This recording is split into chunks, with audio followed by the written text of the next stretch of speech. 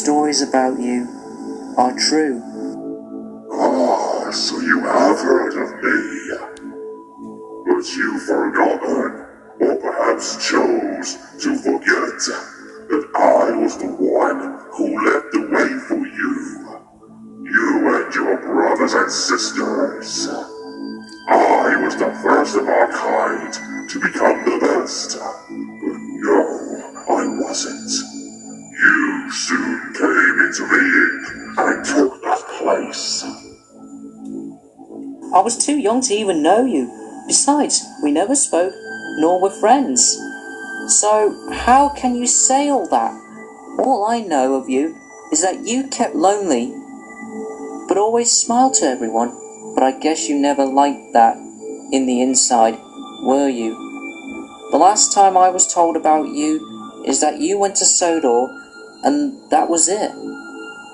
You became nothing more but a forgotten memory.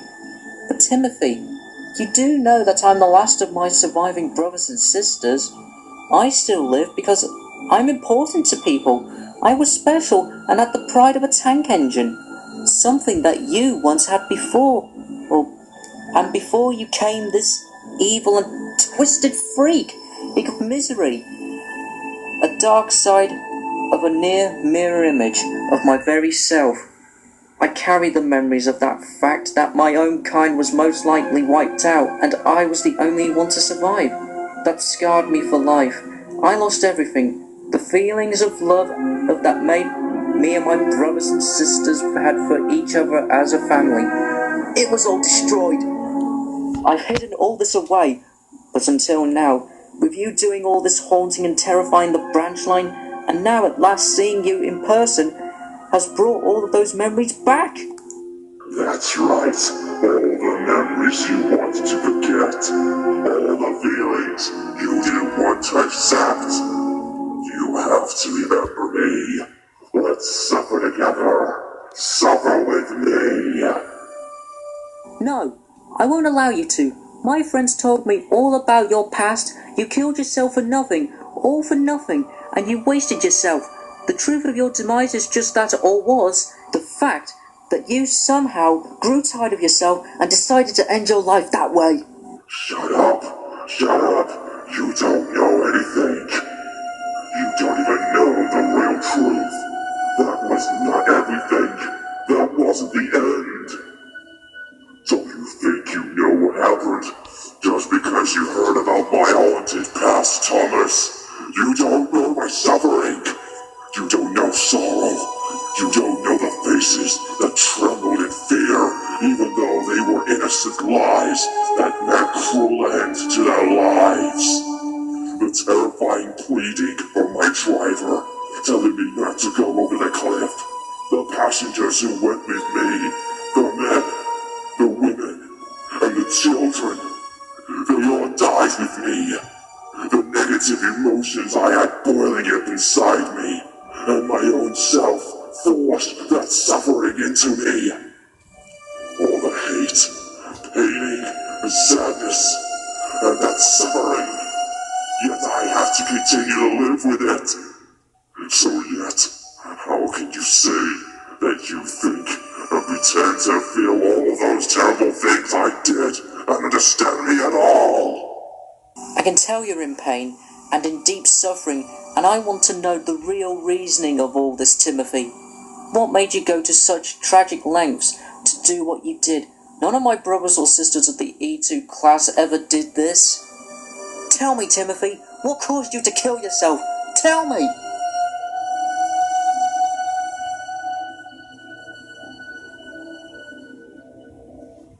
Thomas, the truth of my demise will never be known by those who are told, for I took that with me along with my victims. But all of them, except one, were unfortunate. All but one? You're saying you had an enemy who hated you?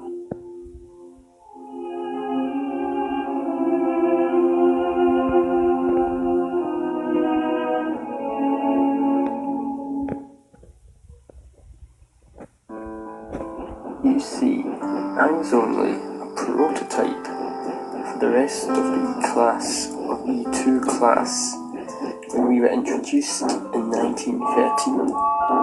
I was used a lot and showed that we could be useful and reliable. I, on the other hand, was never to have had a service life that you and the others had. But I was wrong. I was kept with the London, Brighton and South Coast Railway and got to do passenger trains and freight work.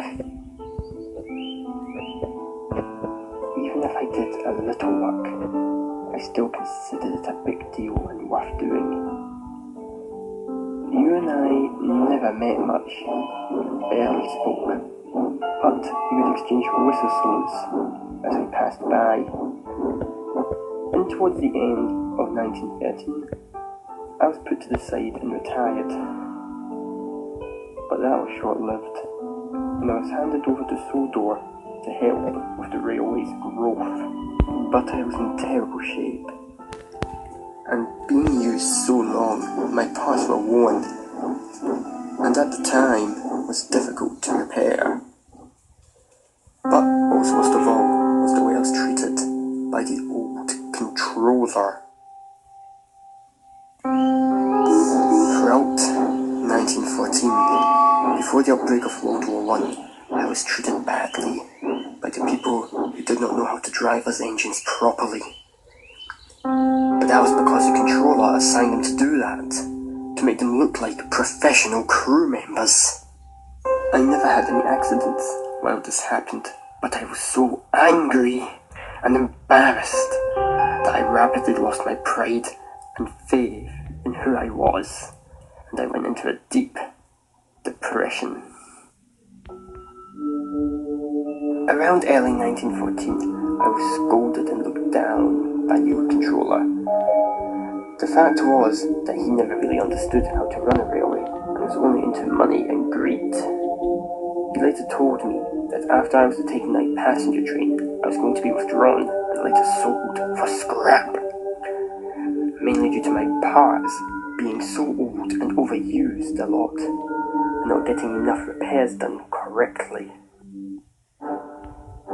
At this point, I was so upset and enraged, my pain running out of control, and started to plot my revenge against the controller.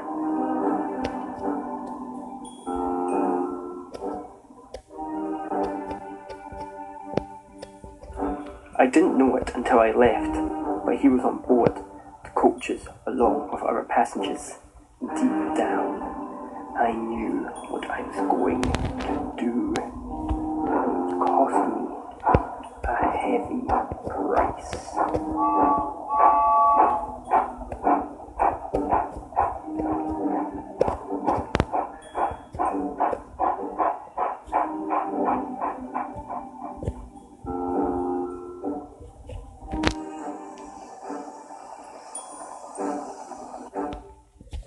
As I neared the station on my journey, my driver applied the brakes, but they failed and I sped up, going faster and faster.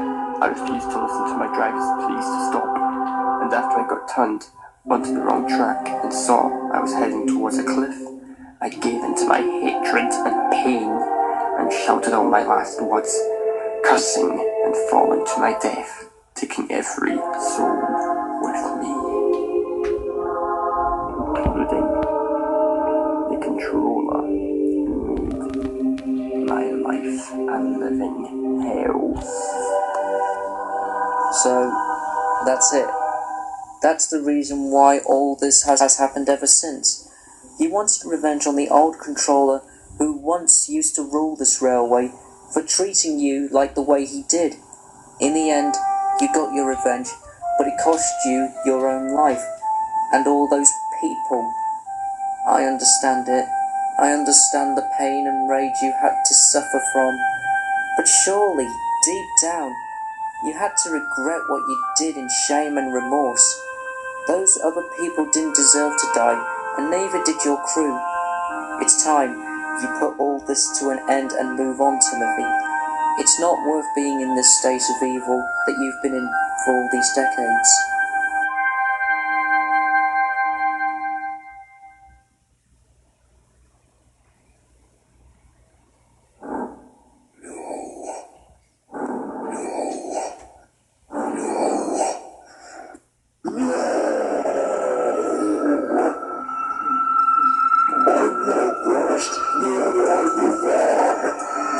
Once I'm done with you, I will be sending you and your crew down into eternal damnation with me.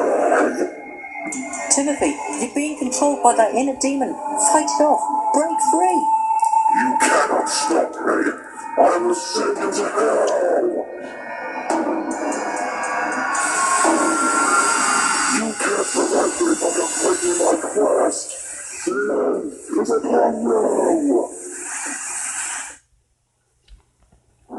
What? Hell?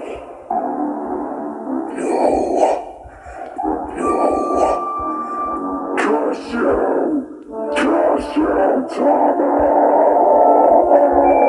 Thomas!